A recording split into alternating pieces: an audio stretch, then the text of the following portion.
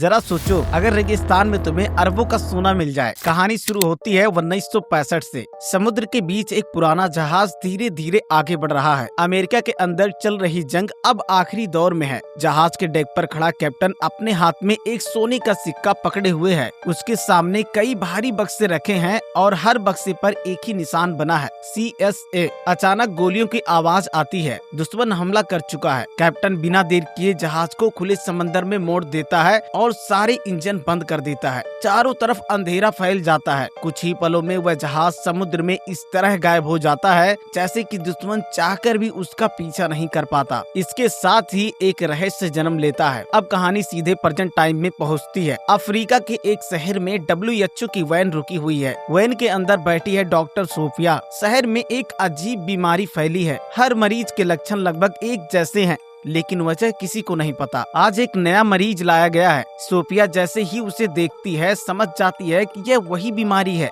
मरीज की माँ बताती है कि कुछ दिन पहले वह अपने पिता के साथ माली गया था और वापस आने के बाद उसकी हालात बिगड़ने लगी। सोफिया अपने सीनियर से बात करती है। अब तक ऐसे 6 मामले सामने आ चुके हैं, लेकिन जवाब मिलता है कि इतने कम केस में कोई बड़ी कार्रवाई नहीं होगी। यहीं सोफिया को एहसास होता है कि सच्चाई माली में ही छुपी है, लेकिन माली इस वक्त अंदरूनी जंग से गुजर रहा है। वहाँ जाना जान जोखिम में डालने जैसा है। इसी दौरान दूर से एक नकाबपोश आदमी इन सब पर नजर रखे हुए होता है। सोफिया को अचानक याद आता है कि मरीज के पिता का सैंपल लेना जरूरी है। वह लाइट हाउस की तरफ जाती है जहाँ वह काम करता था, लेकिन वहाँ पहुँचते ही वह सन्न रह जाती है। उसकी हालत भी बिल्कुल बेटे जैसी थी। फर्क सिर्फ इतना था कि अब वो जिंदा नहीं था। सोफिया चुपचाप सैंपल लेती है और लौटने लगती है। तभी अचानक उस पर हमला हो जाता है। वही नकाबपोश आदमी सामने आ जाता है। उसी वक्त पास से गुजर रहा एक आदमी बीच में आकर सोफिया को बचा लेता है। हाथापाई के दौरान नकाबपोश आदमी सोफिया का बैग छीनकर भाग जाता है और सोफिया बेहोश हो जाती है। जब उसकी आंख खुलती है तो वह खुद को समुद्र के बीच एक जहाज पर पाती है। जहाज का नाम है नोमा। सामने खड़ा होता है वही आदमी जिसने उसकी जान बचाई थी। उसका नाम है डग। डग समुद्र से निकाली गई एक कीमती मूर्ति दिखाता है। वह बताता है कि यह जहाज खजाने की खोज में निकला हुआ है। असल में ये लोग उसी पुराने जहाज को ढूंढ रहे हैं जिस पर CSA लिखा था और जो सालों पहले समुद्र में गायब हो गया था। तभी जहाज का मालिक अल्मोरा आता है और कहता है कि इस मूर्ति को आज रात होने वाली एक म्यूजियम पार्टी में सबके सामने दिखाया जाएगा। पार्टी के दौरान एक डीलर डग को पुराना सिक्का दिखाता है। सिक्के पर वही निशान होता है, CSA। डग के लिए यह सिर्फ एक सिक्का नहीं होता, यह उसके सपने का पहला सुराग होता है। पार्टी में मौजूद एक बड़ी कंपनी का मालिक जेम्स भी यह सब देख रहा होता है। उसके माली में गहरे संपर्क हैं। सोफिया उससे मदद मांगती है। जेम्स खतरे के बारे में बताता है, लेकिन जब उसे पता चलता है कि यह सिक्का माली से जुड़ा है तो वह 3 दिन के लिए वहां जाने की इजाजत दे देता है।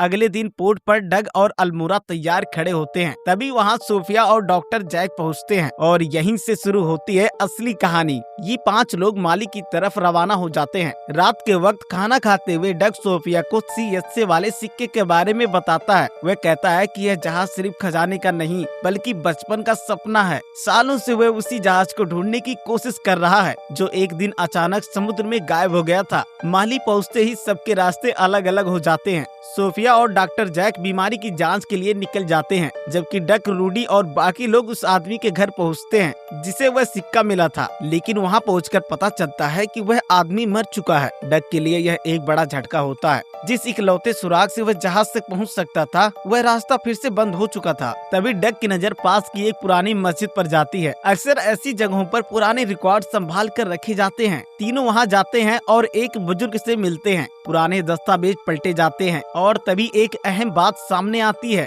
सालों पहले यहाँ के पोर्ट पर एक जहाज आया था, लेकिन उस जहाज में कोई भी जिंदा नहीं बचा था। तेज पानी के बहाव में वह जहाज आगे की तरफ बह गया था। यह जानकारी डक के लिए बहुत कीमती थी। वह तुरंत जाकर जेम्स से मिलता है और उसे सारी बात बता देता है। बिना समय गवाए ये लोग जाओ शहर की तरफ बढ़ जाते हैं। रास्ते में उनकी बोट के एक हिस्से में कुछ अजीब मिलता है। जांच करने पर पता चलता है कि यह एक खास किस्म की मिट्टी है। पहली नजर में तो जंग जैसी लगती है। बहते पानी में ऐसी मिट्टी का मिलना आम बात नहीं है। कुछ तो गड़बड़ जरूर थी। तभी अचानक एक मिलिट्री बोट उनकी तरफ बढ़ने लगती है। ऑफिसर बार बार एक ही सवाल पूछते हैं, तुम्हारे साथ आए वो डॉक्टर कहाँ हैं? यहाँ के राजा को पता चल चुका था कि दो विदेशी डॉक्टर उस बीमारी की तह तक जाने की कोशिश कर रहे हैं। राजा का साफ आदेश था, उन्हें रोको वरना बहुत बड़ी परेशानी हो सकती है। डग समझ जाता है कि मामला सिर्फ बीमारी तक नहीं है, वरना डॉक्टरों से किसी को क्या दिक्कत। डग बहाना बनाता है, सर हमें ज्यादा इंग्लिश नहीं आती,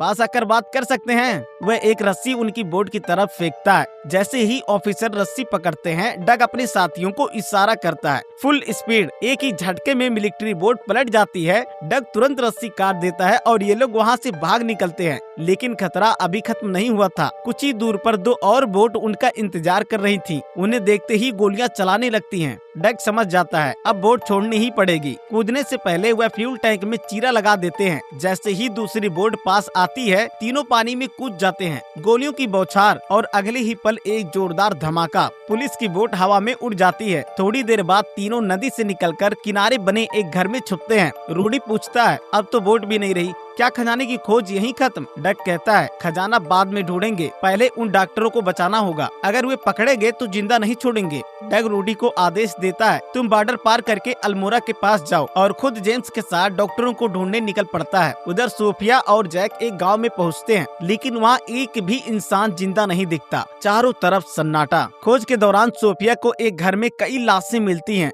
सबकी मौत उसी रहस्यमय बीमारी से हुई होती है। सुबह होते ही दोनों सारे शवों को दफना देते हैं। गांव में एक पुराना कुआं देखकर सोफिया को शक होता है। वह नीचे जाकर पानी का सैंपल लेने की तैयारी करती है, लेकिन तभी जैक ऊपर से चिल्लाता है, मिलिट्री आ गई है। अगले ही पल गोलियों की आवाज गूंजती है। जैक को छोड़कर बाकी सबको मार दिया जाता है। सोफिया कुएं के अंदर डरी हुई छुपी रहती है। थोड़ी देर बाद एक हेलीकॉप्टर लैंड करता है। उसमें से उतरता है माली का राजा काजिम। वह जैक से पूछता है, लेडी डॉक्टर कहाँ है? जवाब ना मिलने पर काजिम गुस्से में जैक को गोली मार देता है और अपने आदमियों को आदेश देता है, उसे ढूंढो। उसी वक्त पास ही छुपे हुए डग और जेम्स सब कुछ देख रहे होते हैं। काजिम के आदमी आसपास के लोगों को मारने लगते हैं। एक पल के लिए डग की जान भी खतरे में पड़ जाती है, लेकिन तभी पीछे से सोफिया आती है और एक सिपाही को मार गिराती है। डॉक्टर जैक की मौत सोफिया को अंदर तक तोड़ देती है। डग उसे संभालते हुए कहता है, यह जगह अब सुरक्षित नहीं है, हमें तुरंत निकलना होगा। ये तीनों काजिम के इलाके से बाहर निकलते हैं, लेकिन जहाँ पहुँचते हैं वह जगह और भी ज्यादा खतरनाक होती है। कुछ घुड़सवार उन्हें पकड़ लेते हैं और अपने राजा गार्डगो के पास ले जाते हैं। गार्डगो पूछता है, यहाँ क्यों आए हो? सोफिया बताती है कि वह डॉक्टर है और एक बीमारी की जांच कर रही है।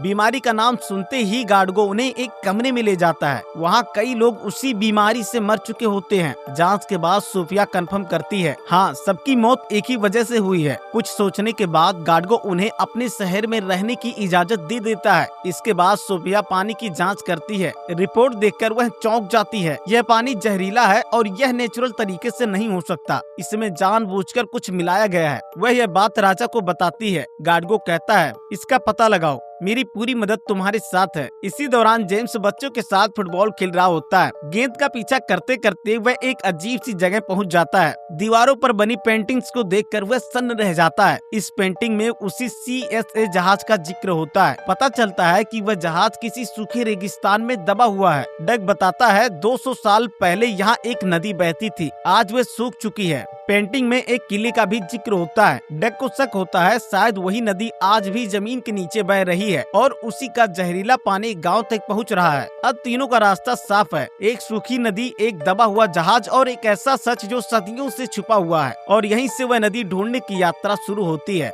वह रास्ता वही था जहाँ कभी 200 साल पहले एक नदी बहा करती थी। रेत के बीच चलते हुए थोड़ी ही देर में उन्हें दूर से एक पुराना किला दिखाई देने लगता है। किले पर चढ़ते ही तीनों हैरान रह जाते हैं। उनके सामने एक सोलर प्लांट खड़ा था और वह भी किसी और का नहीं, मैस्कॉट कंपनी का। इतनी सुनसान और खतरनाक जगह पर एक सोलर प्लांट का होना किसी को भी समझ नहीं आ रहा था। तभी डग की नजर थोड़ी ही दूर पर खड़ी एक ट्रेन पर पड़ती है। तीनों धीरे धीरे आगे बढ़ते हैं और चालाकी से ट्रेन के अंदर घुस जाते हैं। उधर दूसरी तरफ रूडी अल्मोड़ा के पास पहुंच चुका होता है। उसके कपड़ों पर उसी तरह का लाल रंग का सैंपल लगा होता है जो माले में बोर्ड पर मिला था। रूडी जब उस सैंपल की टेस्टिंग करता है और रिपोर्ट अल्मोड़ा को दिखाता है तो अल्मोड़ा सन्न रह जाता है। रिजल्ट बेहद खतरनाक था। इधर सोफिया, जेम्स और डग सोलर प्लांट के अंदर पहुंच चुके होते हैं। अंदर जाकर उन्हें समझ आता है कि यह प्लांट बिजली के लिए नहीं बल्कि रेडियो एक्टिव केमिकल बनाने के लिए इस्तेमाल हो रहा है। तेज धूप की वजह से यह केमिकल बहुत जल्दी तैयार हो जाता है। तभी सोफिया की नजर नजर कुछ बड़े बड़े कंटेनर पर पड़ती है जिन्हें नीचे अंडरग्राउंड ले जाया जा रहा है। तीनों चुपचाप उस आदमी का पीछा करते हैं। जैसे ही बेसमेंट का दरवाजा खुलता है, तीनों की आंखें खुली की खुली रह जाती हैं। नीचे हजारों टन के हिसाब से रेडियो एक्टिव और जहरीले केमिकल सालों से जमा किए गए थे। कुछ कंटेनर तो लीक भी कर रहे थे। यह केमिकल जमीन के अंदर रिसते हुए नीचे बह रही नीरजा नदी में मिल रहा था और उसी नदी का पानी माली का पूरा देश पीता है। अब साफ हो चुका था कि यही वजह थी कि बीमारी इतनी तेजी से फैल रही थी। उधर अल्मोरा और रूडी यह रिपोर्ट लेकर सीधे यूएस एम्बेसी पहुंचते हैं। रिपोर्ट देखकर वहां मौजूद अफसरों को भी यकीन नहीं होता कि इतना बड़ा खेल चल रहा है। इधर प्लांट के अंदर जेम्स, डग और सोफिया भागने ही वाले होते हैं कि तभी मैस्काट के लोग उन्हें पकड़ लेते हैं। मैस्काट गुस्से में सोफिया से पूछता है, तुम लोग यहाँ क्या कर रहे हो और तुम्हें इस जगह का पता कैसे चला? सोफिया साफ साफ कह देती है, तुम जो कर रहे हो उससे लोगों की जान जा रही है। मैस्काट जवाब देता है, हम लोगों को नहीं मार रहे, हम तो जहरीले केमिकल्स को आग में जलाकर खत्म कर रहे हैं। तभी सोफिया उसे बताती है, जो केमिकल तुमने बेसमेंट में जमा किए हैं वही नदी में मिल रहे हैं और वही पानी लोग पी रहे हैं। यह सुनकर मैस्काट भी घबरा जाता है, कहीं ये सच तो नहीं। इसके बाद डग और जेम्स को बांध कर ट्रक में ले जाया जाता है, लेकिन डग चुप नहीं बैठता। वह चालाकी से अपने पास रखे सोने के सिक्के की मदद से ट्रक का पिछला दरवाजा खोल देता है। तेज झटके के साथ डग और जेम्स ट्रक से नीचे गिर जाते हैं। मैस्काट सीधे जाकर राजा काजिम से मिलता है और सारी बात उसे बता देता है। काजिम ठंडे अंदाज में कहता है, अगर तुम्हें डर लग रहा है तो प्लांट बंद कर दो, लेकिन पैसे हर महीने मिलते रहेंगे, उससे लोगों के मरने से कोई फर्क नहीं पड़ता। उधर डग और जेम्स रेगिस्तान में भटक रहे होते हैं। उनके हाथ अब भी बेड़ियों से ट्रक के दरवाजे से जुड़े होते हैं। काफी दूर चलने के बाद दोनों की हालात खराब हो जाती है। तभी उन्हें बीच रेगिस्तान में एक क्रैश हुआ प्लेन दिखता है। प्लेन टूटा हुआ था, लेकिन उसके टायर अब भी ठीक थे। किसी तरह वे उसे रेत पर ग्लाइड करवाते हैं और उस पर सवार होकर आगे एक गांव तक पहुंच जाते हैं। गांव में उन्हें एक टेलीफोन मिल जाता है। डग तुरंत अल्मोरा को कॉल करता है और सारी कहानी बता देता है। सोने के सिक्के को बेचकर डग एक जीप खरीदता है। जीप लेकर डग और जेम्स राजा गार्डको के पास पहुंचते हैं और उससे मदद मांगते हैं ताकि मिलकर काजिम से लड़ा जा सके, लेकिन गार्डको मजबूर होता है। उसके पास न तो ज्यादा आदमी होते हैं और न ही बड़े हथियार। वह लड़ने से मना कर देता है, लेकिन अपनी एक गाड़ी उन्हें दे देता है। यह वही गाड़ी होती है जो उसने कभी काजिम से खरीदी थी। उस गाड़ी में बैठकर डग और जेम्स फिर से प्लांट पहुंचते हैं। गेट पर ही उन्हें रोक लिया जाता है। दोनों हथियारों के दम पर जबरदस्ती अंदर घुस जाते हैं। अंदर घुसते ही मैस्काट को समझ आ जाता है कि कोई वापस आ चुका है। वह तुरंत ऊपर वाले हिस्से की तरफ चला जाता है, लेकिन जब डग और जेम्स अंदर पूरी तरह पहुँचते हैं तो एक बात देखकर वह हैरान रह जाते हैं। पूरा प्लांट खाली किया जा चुका था।